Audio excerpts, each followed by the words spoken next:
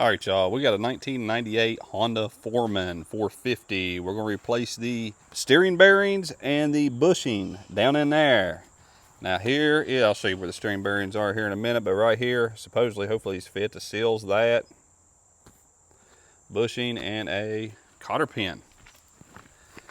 And it's a little hard to get to. The bearing's plumb out. I mean, it is history. That is not moving the wheels at all. Look at that. Okay, but first thing we're going to do is we're going to hit these bolts right there. So we're going to turn this wheel all the way so we can access it on each side. And this is a 12 millimeter. My ratchet is not with me, but you can fit a ratchet in here. And if you have a swivel head, you can just go on down there a little bit better. But we're going to get that and go to the other side. Now, I've been dreading doing this. Why is the brake line in the way? So we'll just pop it out. Okay, we're gonna pop it out on top first. We'll probably never get this back in here. My goodness. They put that brake line in there, didn't they? So we're just gonna take a wrench and we're gonna try to pry it out of there. I don't know if y'all saw that or not, but pry it out. Now, I ain't done this before, just to let y'all know. So this should be interesting, but it should work. There we go. Pop that one out. Just had to pull on it. Now we can turn the wheel all the way and we can get our bolt broke loose. That one's in there. We didn't need the wrench. Don't worry, y'all. This happens all the time. Y'all know. This is a slow process. Okay, so we're going to pull our metal piece off, get it out of there. Remember, it goes on that way.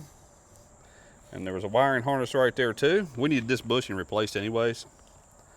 So there's that.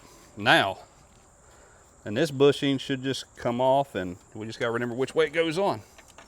Now the whole thing's loose. Is that going to mess me up, or is that going to make it better? It's like it all fell down. Uh-oh, what was that? Oh, I had a bracket on the back side too that wasn't, I thought it would be welded, but it ain't. That's gonna suck putting that back together. So this bracket sits like this on each one of those. There's one on the other side too, and then you put the other one up and it kind of clamps it. So that's gonna be interesting to put back together. We're gonna grease this. Looks like it had grease in it before, so we'll put some more grease and clean that up a little bit. Now we gotta go down to the bottom and try to do it. All right, we'll show y'all something else. I'm just gonna take a 2x4. I done pulled this up all the way, and I'm just gonna put it up there on the plastic because I was hoping I don't have to remove this. So that's what we're trying. So I just pulled everything up.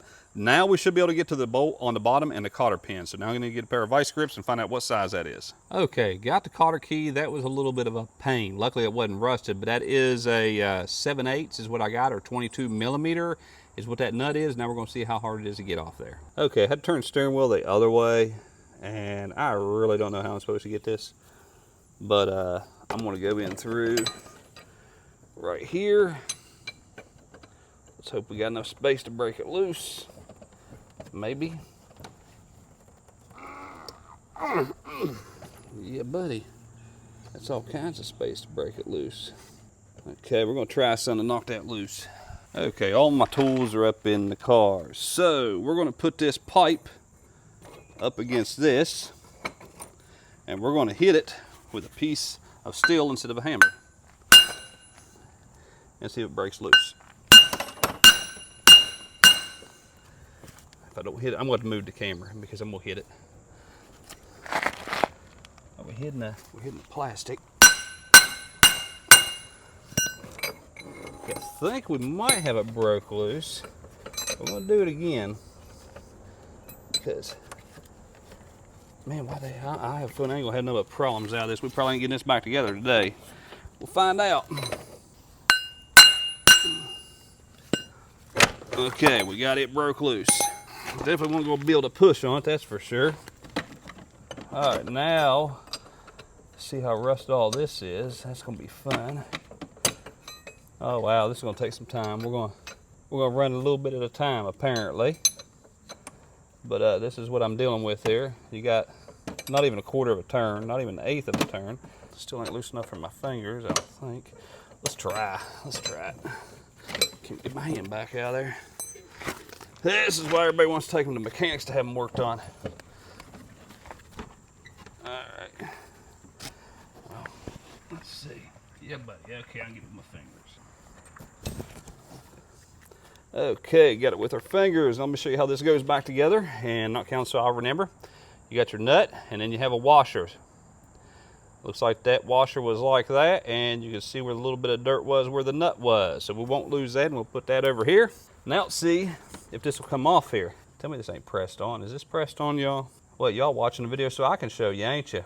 Oh, this does not look good. Let's try this. All right, that worked. Now let's see what I did. Where'd everything go? Okay, I knocked it way back there. What we got there? We got a bottom seal, so that would have went on. And then, oh hell, it's got splines. That ain't good. I mean, it's good, but it's splines all the way around. It don't look like it has any matching, so I have to line it up. I should have marked this one, y'all. Should have marked this one. Let's see what we got up in here. If we can get that bearing off. I don't think we can. Ooh, I just about hit my oil cooler whenever I pulled that up. So y'all be careful right there. You got your oil cooler right there. You can see where I kind of hit it. Not good, not good. Okay, I'm not liking this at all, and you all ain't gonna like it either. Either way, you gotta remove a plastic cap here, remove these 2 screws. We're gonna go in here, and we're gonna get the bolts and undo the handlebars. And then we're gonna have to undo the light. There's 2 bolts there. We're gonna pull that off, so that we can lay it out, and we gotta pull this whole shaft out. I'll show you why. Now what we're gonna do is we're gonna take a 12mm, we're gonna take off the handlebars, take out these 4 4 bolts right there.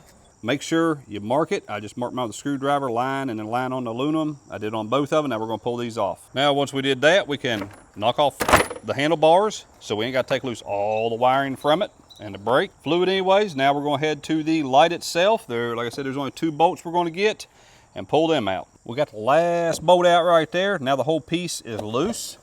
So here's what we're gonna do. We're gonna take it all and we're just gonna lay it over to the side. Then what we're gonna do is we can pull out the shaft now. Man, why is that loose?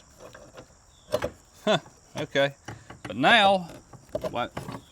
All kinds of stuff. So we got a piece right here of the bearing. I'm pretty sure, maybe not. The bearing fell out. The bearing goes right there, I'm assuming. I don't think that's, I'll clean that up, but I think that's all part of it. So where'd the bearing go? Maybe it's still on the thing or something, or it fell on the ground. Probably fell on the ground, who knows. But either way, I think the bearing goes there. So this shaft's fine now, but here's the problem.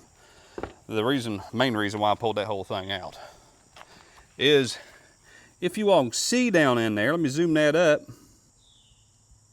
there was a snap ring, and we have to get it out, and the bearing's going to have to come back up through this way. Who designed this bull? All right, let's see what I can do. So I'm gonna reach all the way down in here with my hand. That's why I pulled the shaft out, and I'm gonna pull that snap ring, and then we're gonna hope the bearing comes out halfway easy. Highly doubt it. Yeah, that sucked. That took me probably about 10-15 minutes to get that snap ring out where it was rusted in there. It did not want to come out, but there it is. Now we have to drive the bearing back up this way. I don't know. Let's find out. It's rusted pretty bad. I'm going to clean that up with something. Let's see if we can see, but it is moving. That is a plus. Maybe you can see the gap in it right. Yeah, you can see the gap plain as day. Okay, let me show you how I'm actually doing this. So what I'm using is a crowbar, and I'm taking it. Now there's probably a tool for this, so y'all be sure to double check. But, and I'm putting it, I don't know if y'all can see that or not. Okay, so what I'm doing is I'm just taking it. I'm gonna move this camera around a lot. And I'm just putting it at the bottom of the bearing right there. Man, y'all can't really see that. And I'm going from each side. So I'm going from this side, and I'll switch to the other and just hit it with a hammer. Like I said, I ain't got a piece of hammer. I'll show you what I'm hitting it with. Ain't that embarrassing? The big hammer's in my car. So now we're gonna go to the other side and see if we can get it out. If it don't, I had to knock it back down once. We're gonna see how many more times I have to do it. All right, we got that little sucker. So what we wound up doing to get it out, I drove it back up one more time. It was rusted in there pretty good. So what I wound up doing was clean it up with a screwdriver a little bit more, and then Put oil all the way around it. Worked pretty good. Then we just knocked it out with a crowbar, and now we're gonna clean it up and put it all back together. Okay, another thing you need to mention, all these bearings you get, you need to grease them. Look at all that grease. There ain't none in there. So pop your little seal, pack you some fresh grease in there, put your seal back on. You only gotta do one side, run around with your fingers and put it on.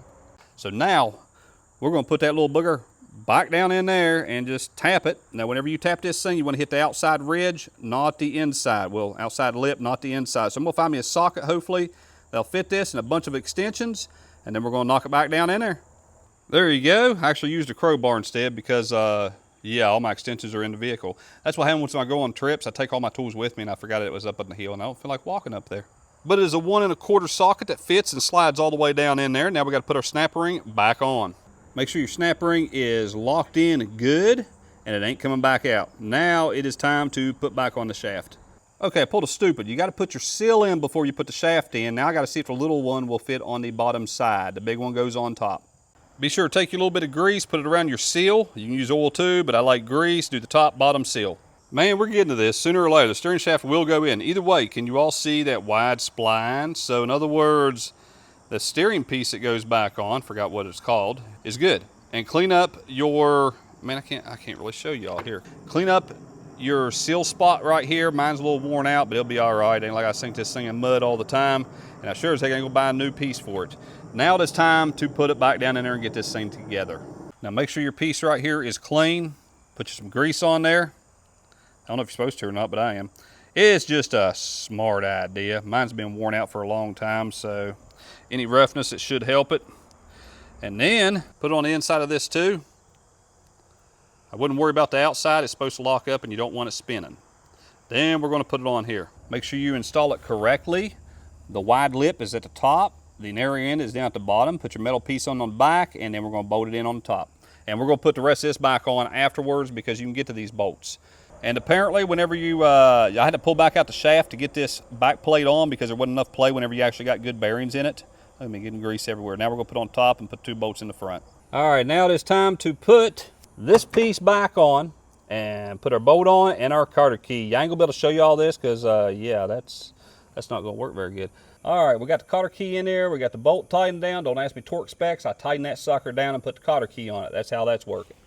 Now, we're moving up here on top, and all we got to do, put the handlebars back on. Then it should be nice and smooth. I know it's a little hard to turn where that bushing is tight. So we should be able to just tighten all this up, 12 millimeters. We're going to put the light on first, and then we're going to put the handlebars on is what we're going to do. Now, all you got to do, it's dark out here, y'all. I started whenever it was daylight. All you got to do is just turn the wheel, and you can actually access this with a, I'd say a ratchet, but you move all, yeah, you can access it with a ratchet if you want an extension, long extension. Other than that, I'm using a wrench. Just get that in there, put your NICs on, and then we're going to put on the handlebars. I think I put these on backwards. I'm pretty sure I did. I need to flip them around. Yeah, I goofed that up. I put them on backwards. Oops. Well, we got the handlebars back on, tightened down. Let's get the last 2 screws in. Also forgot something. Put your brake line back in place so you don't actually wear a hole in it. So just pop them back in there and pop that one back in and you're good to go. All right, there y'all go. Now this took approximately 2 hours. That sucks. Y'all enjoy, have a good day. We'll see y'all on the next one.